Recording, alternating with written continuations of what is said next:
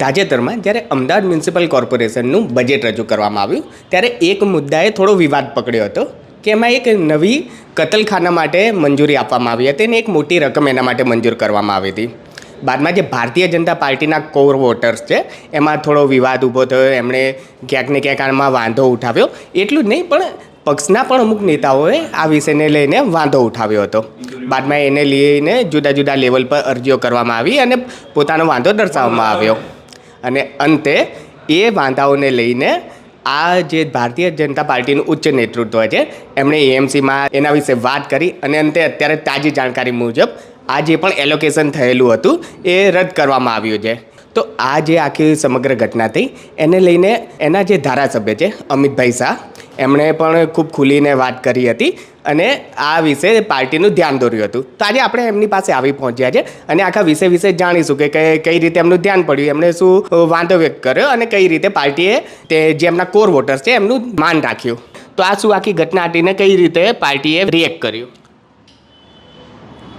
Slaughter હાઉસનું કામ એ ભાજપની વિચારધારા બહારનું કામ છે અને આ કામ મ્યુનિસિપલ કમિશનર શ્રી બજેટમાં લાવતા પાર્ટીના શીર્ષસ્થ નેતૃત્વનું ધ્યાન દોરતા તેમણે આ કામ મ્યુનિસિપલ કમિશનરને પરત કરવા જણાવ્યું છે અને મ્યુનિસિપલ કમિશનરે આ કામ પરત લઈ લીધું છે.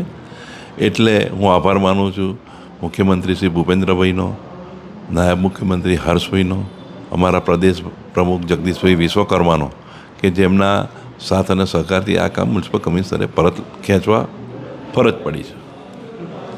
તો આ એ જ અમિત શાહ છે કે જેમના નેતૃત્વની અંદર એમના વિસ્તારમાં હમણાં જે પણ જે અસાનધારા વિરુદ્ધ બાંધકામો બન્યા હતા એક પછી એક એ બાંધકામો દૂર થઈ રહ્યા છે અને આગળ પણ એ પ્રકારની કાર્યવાહી એમણે કરવાના છે. તો એ વિશે પણ એમની વાત જાણે કે અસાનધારાને લઈને એમનો આગળના પગલાં શું રહેશે ને કઈ રીતે એમણે આગળ વધી રહ્યા છે. અસાનધારા મુદ્દે આપ સતત બોલતા રહ્યા છો ને એ વિષય તો હંમેશાથી ઉઠાવતા રહ્યા. તો આપના ઘણા કામ હમણાં સફળ પણ થયા છે અને સતત ચર્ચામાં રહ્યા છે. તો આ વિષય અસાનધારાનો કાયદો અને એના અંતર્ગત કાર્યવાહી વિશે આપ શું કહેશો? અસાનધારો 1980-81ના સમયથી એક કોમ બીજી કોમની ઉપર હાવી ના થઈ જાય એના માટે બનાવવામાં આવેલો કાયદો છે અને એનું કડકપણે પાલન થાય. દરેક જણ પોતપોતાના વિસ્તારમાં જ રહે અને બીજાની પ્રોપર્ટી ખરીદી ના લે અને આમાં સિસ્ટમ એવી હોય છે કે પહેલાં ઊંચી કિંમતે એક મકાન લેવા આવે છે, પછી મફતના ભાવમાં છેલ્લું મકાન લેવામાં આવે છે.